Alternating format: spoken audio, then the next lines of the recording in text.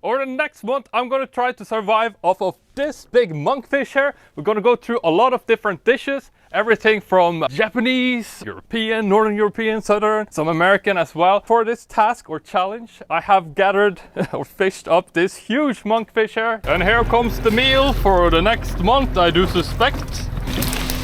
Nice one. Big and nice. It's 21 kilos, so hopefully it's going to be enough to survive off of. If not, I'm going to starve. Today I figured we'd break down the monkfish. So for this we pretty much need up to 4 buckets. We're gonna have some insides in one bucket, some liver, we're gonna take the meat off, and we're also going to make some soup from the bones or stock. We also need a good filleting knife here and a board to cut on. This monkfish is very fresh. We have killed it. I just hit it in the head a lot. That's how we kill monkfish the most effectively. Here we have the liver. I kind of nicked it here as we cut it open. We're gonna go ahead and start by removing the liver. Monkfish have a huge liver, generally known as the foie gras of the sea. And this liver, it bleeds, and it bleeds a lot. We're gonna place it into some water, and we're just gonna let it bleed. Personally, I'm probably gonna leave it overnight, but you will need to leave it in there for at least a couple of hours.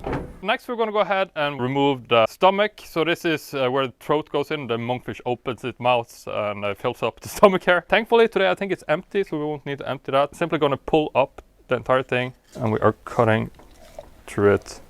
I don't have much experience eating it, but let's give it a try. So we're gonna clean this up further, but for now I think I'm gonna place it into a bucket here. I'm gonna work on that one of these other days. And here we have the roe, not very developed on this fish, so we're just gonna put that away as well. All right, so first off we will need to lift up this muscle. This is a quite nice muscle. This is generally not one that's used regularly, but we are going to try to make some stuff from that as well. And at this point I was ready to cut off the tail of the monkfish, which is going to be like the bread and butter, I suppose, of the next month here. It's quite a huge tail on this fish since it was over 20 kilos. I think it weighed out at about 6 kilos for just the tail meat alone minus the bone. Let's start making fillets of this huge piece. We're going to take a lot more off of this as well. There is some nice cheeks in there that we're going to make some barbecue with later.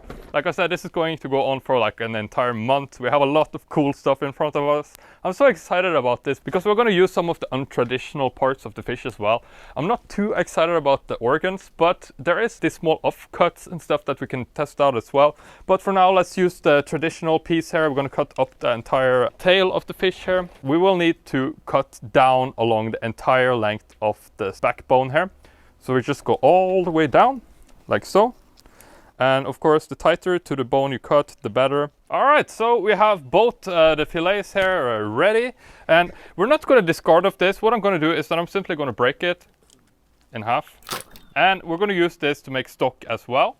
So I'm going to place this in a bucket, going to make some delicious fish stock out of that. So for this one, we're going to make a lot of cool stuff with it. We're going to split it into portions. I'm figuring 350 grams each. For now, we're just going to cut it in 2. It's a little bit easier to store and move around. And we're going to weigh it up later into proper pieces there. This we can cut off as we are ready to prepare the food as well. I'm going to place this into some buckets. And this we will need to age. So that's kind of a cool thing about this challenge is that since it goes over such a long time, I'm going to try to age this over time. So for example, on day 1, it's not going to be super developed and it's going to be a little bit tougher than you would think since this was caught literally hours ago. But as the days move on, what's going to happen is that the enzymes inside the actual meat is going to start breaking down the flesh. That way it gets softer and it also increases the taste of the fish. Usually you can store them on ice like we're going to do for up to 2 weeks. And of course, the longer you wait, the more taste is going to develop and it's going to get softer as well. We are ready to start working on the head, which I'm super excited about.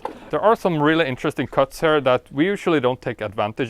So let's start at the throat here. As you can see, there is this huge muscle that we release to access the backbone. And there is a lot of meat on this, especially on these bigger fish. So what I would like to do is to just cut that a little clean here. And I'm going to cut it off at directly underneath the throat. And as you can see, there is a lot of meat to be had in these as well. See these fins here? These are actually quite a lot of meat on as well. So I think we're going to take some of these off as well. And we're going to try to use that in some hot pots that I saw that Japanese people seem to like.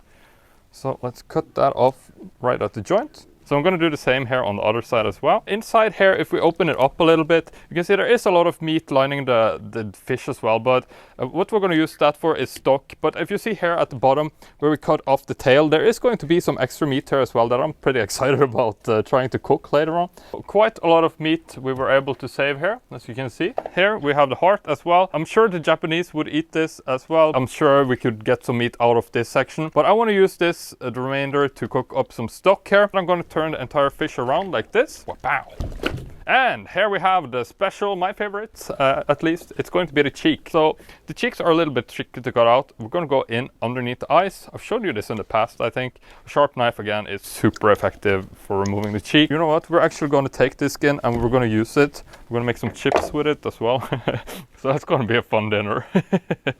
So let's put that to the side. Now these cheeks are quite underused in general for monkfish, I think. As you can see, they are quite big, and on these big fish, they usually come out at around 350 grams each, which is an entire dinner. So yeah, we got to take that.